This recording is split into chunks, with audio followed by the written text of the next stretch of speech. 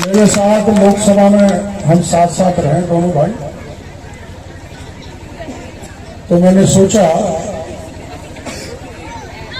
कि मैं मेरे भाई का प्रचार कर आऊं। और इस इलाके पे मेरे को भरोसा है कि जब जब मैं इस इलाके में आया, इन्होंने मेरे को इस इलाके में साथ दिया। विशेषकर जगजीवनपुर गांव की मेरे पे पूरी मेहरबानी हुई है। एक बार बीच में मैं कुछ समय के लिए मंत्री बना था, तो गांव में आया था, शायद ऐसा ध्यान आ रहा है, पावर हाउस भी करवाया था और एक स्कूल भी प्रोमोट कराई थी। ये बहुत अच्छा शिक्षित गांव है। और मैंने पूछा भजनलाल ने क्या करवाया, जो किरणलाल ने नहीं करवाया, भजनलाल ने कुछ भी नहीं करवाया। जो कमरे बोले थे वो भी नहीं हुए। लाल बहादुर शास्त्री ने नारा दिया था, जय जवान जय किसान। सारे किसान भाई यहां पर बैठे हैं और किसानों को गहलोत साहब ने 2018 में भरोसा दिलाया था कि किसानों का सब तरह का कर्जा माफ करेंगे। कोई कर्जा माफ नहीं हुआ, उल्टा 19,000 किसान परिवार ऐसे हैं जिनकी कुर्की के वारंट किसानों के पास आ गया। मेरा रामगढ़ पचवाड़ा में एक किसान ने कुर्की का वारंट आया तो आत्महत्या कर ली थी। मैं उनके परिवार को लेकर मुख्यमंत्री के मकान में घर में जबरदस्ती घुसना चाहा, घुसने तो नहीं दिया, लेकिन उसी दिन 15 मिनट में सारा कर्जा स्थगित कर दिया। मानहानि का दावा करोगे तुम में दम है। और मैं ये भी कहते जा रहा हूं, गहलोत के बेटे ने भी काले धन को सफेद धन करने का काम किया, जिसके कागज मैंने ईडी को थमा दिया है, ईडी को रोक दिया है। ये तो हार है। मैं कह रहा हूं, पूरे राजस्थान में अब तक भारतीय जनता पार्टी की 137 सीटें आ रही हैं। 137 सीटें, 137 सीटें। और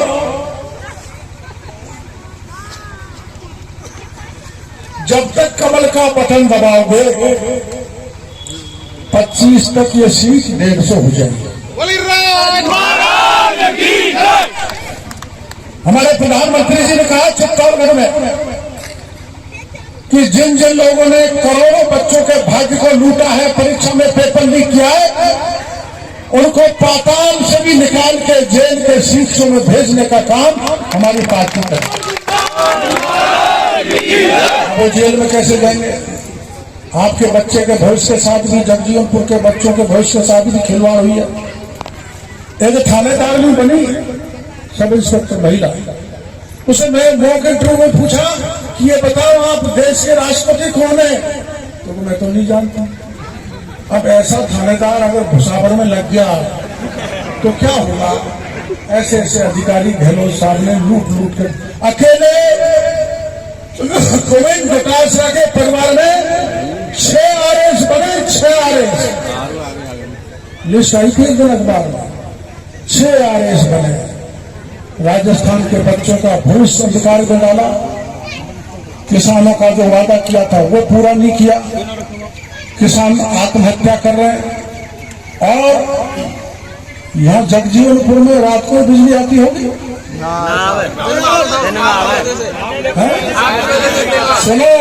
सुनो, मैं जगजीवनपुर में घोषणा करके जा रहा हूं। समय लग सकता है, लेकिन मेरा किसान कड़ाके की ठंड में 1:30 बजे कूद मोड़ के पूरे देश की जनता का पेट भरता है, उसको रात में कूद मोड़ता है। मैं घोषणा करके जा रहा हूं कि हमारा राज आएगा जब पूरे पूर्वी राजस्थान में दिन में बिजली उपलब्ध करेंगे। भारतीय जनता पार्टी ने किसानों की बदबूती के लिए बहुत काम करने की कोशिश की है। मैं आपको यहाँ इसलिए आया हूं कि ये नाथी के बारे में जो लूट मची है, उस लूट को कौन बंद करेगा? बहादुर बोली। उस लूट को कौन बंद करेगा? डॉक्टर किरोड़ीलाल। उस लूट को जो भारतीय जनता पार्टी के एमएलए जीत के जाएंगे, 150 होंगे, तो अब तक जो भ्रष्टाचार राजस्थान में किया है गहलोत सरकार ने, उनके हर एमएलए ने, मैं यहाँ के एमएलए के बारे में कुछ नहीं कहना चाहता, आप सब जानते हो कहाँ कहाँ क्या क्या कबाड़ा हुआ है, वो जगदीश ज्यादा जानता है कहाँ कहाँ क्या कबाड़ा हुआ है। मैं आपको कहना चाहता हूँ, खान में पूरे राजस्थान में 66,000 करोड़ का घोटाला हुआ, 66,000 करोड़। और एक घर घर मोदी जी जो पानी पहुंचाना चाहते थे, उसमें ये बेईमान 20,000 करोड़ को खा गए। मैंने शिकायत की, गहलोत साहब ने नहीं सुनी। मैं ईडी ले आया, ईडी आई तो ईडी ने 8 किलो सोना और 12 करोड़ रुपए अफसरों के बरामद किए, चोर लुटेरों। एक दिन मैंने सोचा कि भाई आईटी में घोटाला, वेबों का घोटाला, मखान में घोटाला, पानी में घोटाला, पोषाहार में घोटाला, घोटाला ही घोटाले को पैसा कहाँ जा रहा है? तो मैं जयपुर में गणपति प्लाजा में घुस गया। मैंने एमबीबीएस किए, मैं एमएलए भी रहा हूं, एमपी भी रहा हूं, मंत्री भी रहा हूं, लेकिन मेरे को ये पता नहीं था लॉकर प्राइवेट भी होते हैं। मैं तो यही समझता था कि बैंक में लॉकर होते होंगे जहां लोग अपना पैसा रख देते हैं, सोना चांदी रख देते हैं। लेकिन मैं जिस जगह गया वहां 1100 लॉकर थे, प्राइवेट लॉकर, और उन 1100 लॉकरों में गहलोत के जो अधिकारी हैं और जो नेता हैं, एमएलए, मंत्री हैं, उनका काला धन और सोना रखा हुआ है। कमिश्नर ने लेटर लिखा, ईडी को लिखा, इनकम टैक्स को लिखा, वो आ गए, सारा मीडिया आ गया। आप रोज देख लो, कोई लॉकर में 4 करोड़ निकल रहे हैं, किसी में 3 करोड़ निकल रहे हैं, किसी में 2.5 करोड़ निकल रहे हैं। अब तक अभी 360 लॉकर और नहीं बने थे। रामनाथ नाम के व्यक्ति का जो लॉकर श्यामनाथ के नाम से, और श्यामनाथ कोई है ही नहीं, ऐसे बेनामी लॉकर। अब तक 38 करोड़ रुपए और 22 किलो सोना बरामद कर लिया उन लॉकरों से। परसों प्रधानमंत्री जी भी बोले थे लॉकरों पर, लॉकर में जितना भी काला धन गया है उसको निकालेंगे। और जिन बच्चों के साथ इस सरकार ने धोखा किया है, जिनका भविष्य बर्बाद किया है, लुटेरों को और पेपर लीक करने वालों को पाताल से भी निकाल के जेल के शीर्षों में डालने का काम हमारी पार्टी का। बच्ची के साथ थानेदार को कर्म करे, उसके माँ बाप चिल्लाए तो पुलिस उनको लाठी मारे, बाप का हाथ तोड़ दे, और थाने पर मुकदमा दर्ज कराने जाए तो पुलिस मुकदमा दर्ज नहीं करे। मैं मेरा प्रचार कर रहा था सवाई माधोपुर, मेरे पास फोन आया, मैंने कहा चुनाव तो बहुत आते हैं, लड़ते रहेंगे, लेकिन अगर उस ड्रैगन समाज दलित बच्ची की और उस परिवार की मदद नहीं की तो मेरा राजनीति करना बेकार है। मैं सारे चुनाव प्रचार छोड़कर जिसका कोई न पूछे हाल, जिसका कोई न पूछे मैंने कही क्या तमाशा, मुकदमा दर्ज करो, क्योंकि थानेदार तो थानेदार होता है।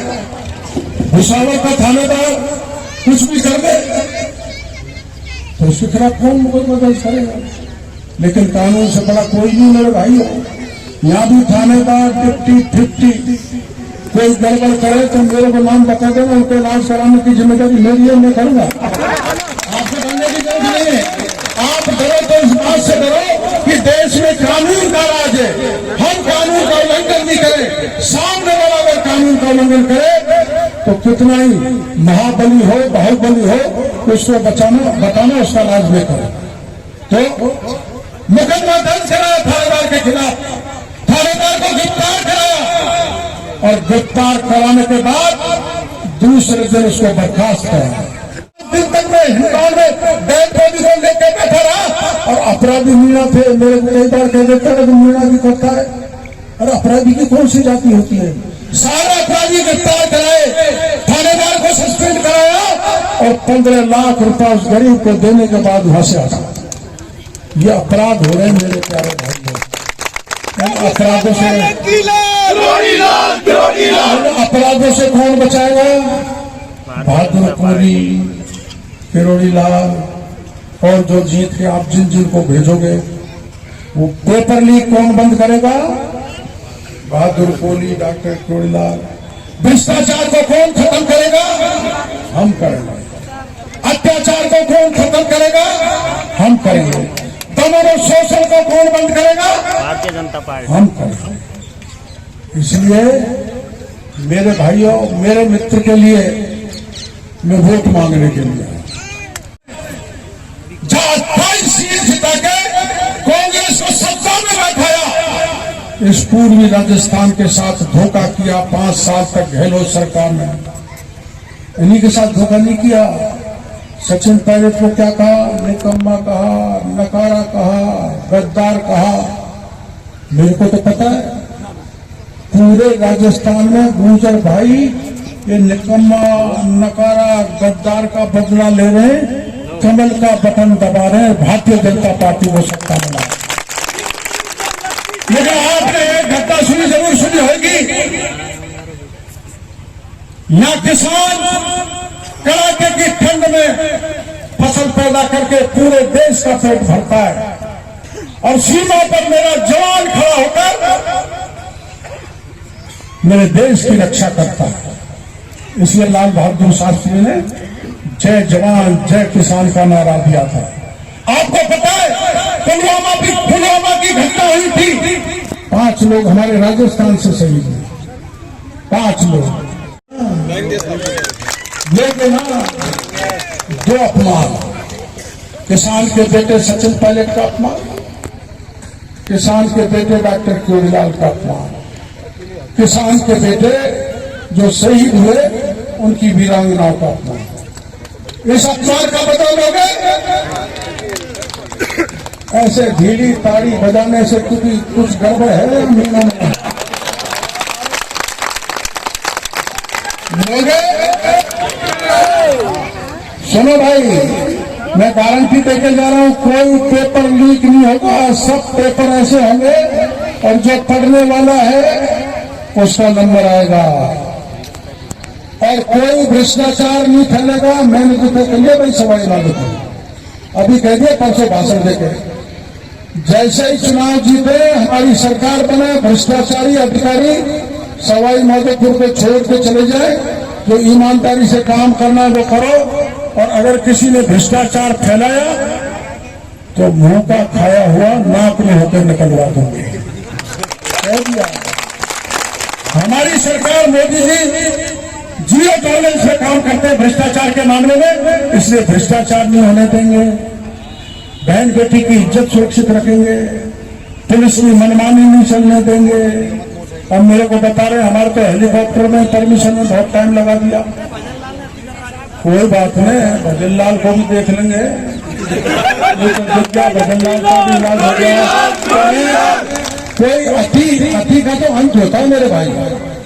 अति तो रावण की भी नहीं चली क्या? और अति कंस की भी नहीं चली और अति इंदिरा गांधी की भी नहीं चली, तो भजन लाल की कहां से चलेगी? इसलिए मैं आपसे इस बात का वादा चाहता हूं कि मैं मेरे दोस्त के लिए कमल का बटन 25। अरे भाई तुम दोगे ना? मेरी बात सुनो। अपन कई बार कहते हैं भाई मेरे पगड़ी की लाज रखो। अपन जब पगड़ी कुगड़ी से पैरों में लेते तो दया करके वो जो मांगते हैं उसे देता है। तो मैं मेरी ये पगड़ी बहादुर जी के सर पर रख दूं लाज रखोगे? पक्का? बस्ती माता